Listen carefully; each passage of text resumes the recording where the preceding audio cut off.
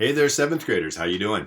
Hey, look, what we're going to do today, instead of it being like a video lesson that I'm going to do, it's going to be reading. Actually, it's going to be two readings. I'm chopping them in half so you can maybe complete one, and then if you need to take a break, you can submit it and then do the other one. So just so you don't have that much being locked in at constant time. You can take a little break in the middle if you need to.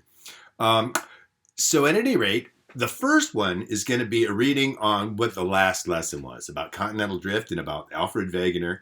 And so trying to reinforce those ideas. Generally speaking, if, for learning, if an idea goes in your head once, it might stick a little bit. But if it goes in there twice, that second time really reinforces the first time. And so it's a lot easier to embed it in a long-term memory, which is what we call learning. So at any rate, complete the reading, answer the questions as you go through.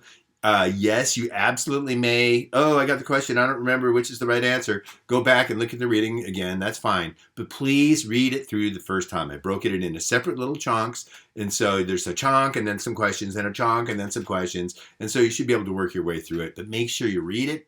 Don't just skim for answers, okay? Try to understand it. That's where the learning part comes in.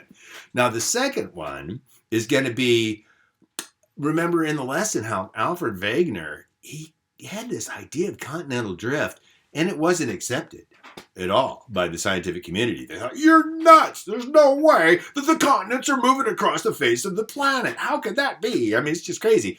Well, 30 years later on, after World War II, basically, and this is going to be the next video lesson about this. I'm going to have you do a short reading about it. Well, a reading about it, whether it's short or not, you be the judge.